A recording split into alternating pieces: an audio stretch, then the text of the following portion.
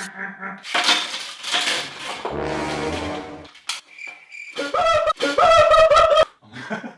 don't know if you can tell, but I don't like spiders. Hello everybody and welcome to my channel where we take old clothes, make it fashion. But yeah, that was a great start of another project again. Someone else, that much phobia. Anyway, today we're gonna do this Wehrmut design. Expensive jacket. Can you imagine paying $17.60 for a denim jacket, not getting shipping costs included? Hell no. No pun intended. And to be honest, I've been not so thrilled with the results since a long time, but it's a really good one. Buckle up. Oh, I'm having anxiety to look in this thing now. So I started with casually drawing some flames. Take the example on my desk. If you're like a really poor drafter, you could potentially also just trace the flames in an image in Photoshop and print it out on your printer. However, since the shapes were kind of abstract, kind of a mixture between a 90s tribal tattoo, you know, back in the day when cultural appropriation was still trendy or something, and a cartoonesque portrayal of hell.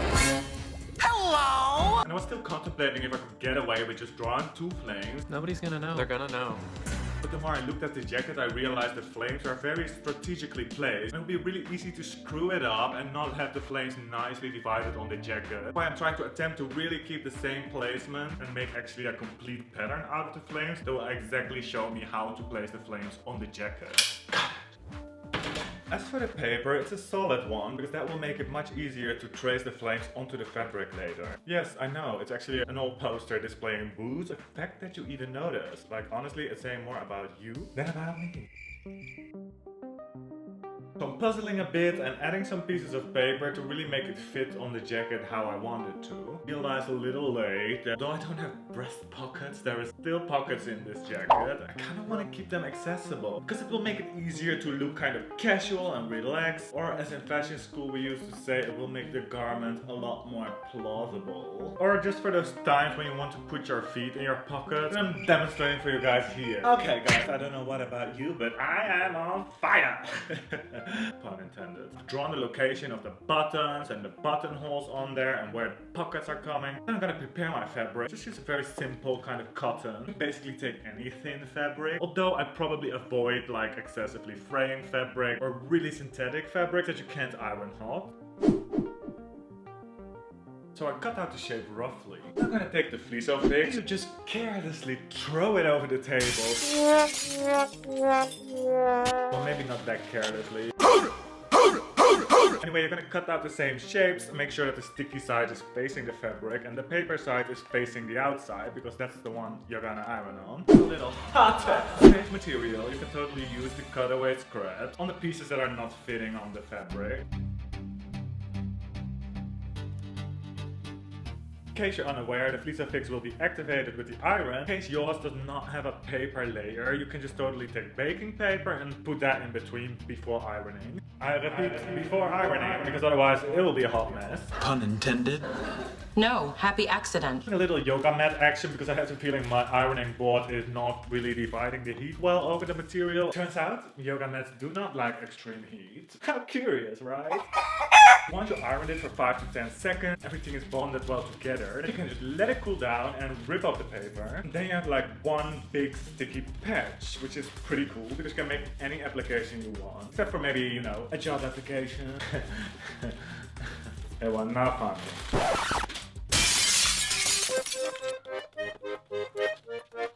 When you finally remember how you put your patterns on the fabric, you can pin everything in place. And I'm gonna only add seam allowance on the square part. First I wanted to cut directly along the paper, but because we want really nice lines, I'm gonna trace the flames precisely with a pencil on the fabric so that I can cut without the paper. This makes it much easier to cut nicely. 16 paranoia-filled days later.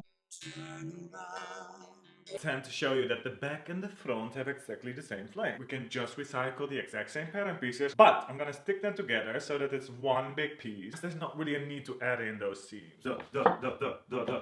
Little pieces of yoga mat everywhere. My God, why do I have to ruin everything that comes in my life? No time to waste. We gotta keep on moving, guys. Just then. No. Oh no. So that's usually what you don't want to have. I have a little fold in there. Nobody's gonna know. They're gonna know. I basically ironed a fold in there with my Fleeso fix on top of it, so it's kind of fixated like that, which is annoying, but as you can see, happens to the best, most promising, cool, cute, hot young designers. I'm sorry, I seem to digress now. You can easily fix it by just pulling the fold apart and add a little extra piece there, and nobody has to know. How would they know? Ah, it's a new day, it's a new life. Oh, I feel like by the time I have cut all these things out, could have worked myself up to being President of the United States, for example. But I didn't. I cut flame. Also important.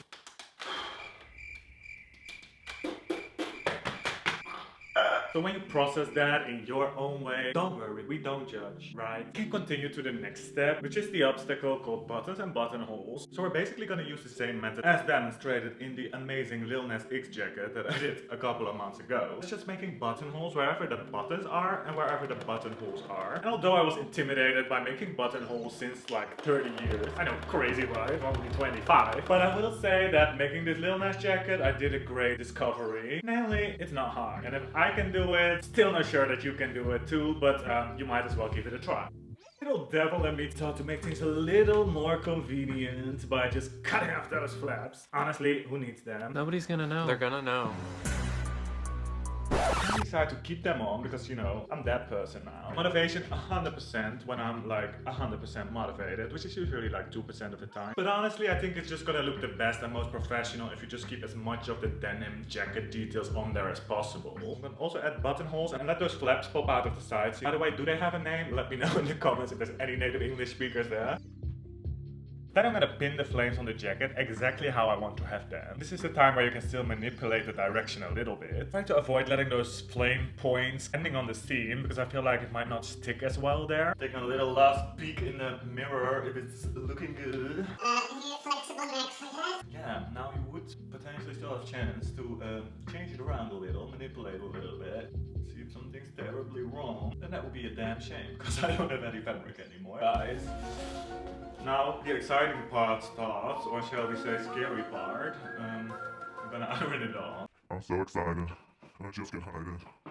I'm now about to lose control. And since you have to iron it on with a moist damp cloth on top of it. Damp cloth. A damp cloth. First, because I want to see what I'm doing and we have all these details, I'm gonna go in without the cloth. I'm gonna go a little bit spot by spot. First, attaching it lightly. Obviously, don't iron over your pins. You have to iron in one spot for 5 to 10 seconds. Fuck you. Fuck you, very, very much. Because what's worse than cutting flames for a couple of hours? Exactly. Dehydrated, rough hands. I tried to really use a lot of heat and pressure to get it to stick together really well. Turns out it was not even attached that well, so I was quite disappointed. Inevitable moment is there. I hate to break it to you guys, but we have to fixate it with a zigzag stitch. And I know what you're thinking. Is this really necessary? I want to go home! Because yes, I was thinking that too. Turns out, I was already at home. So the little angel in me decided for the only right thing to do.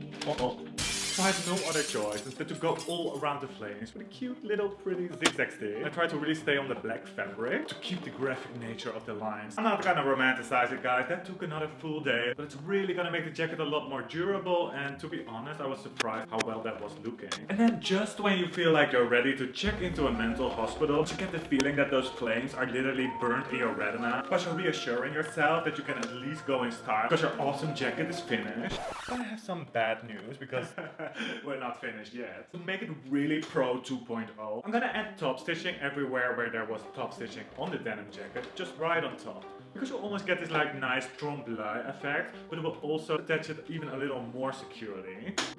Okay guys, I'm like tired, moody, sassy, nasty, bitchy.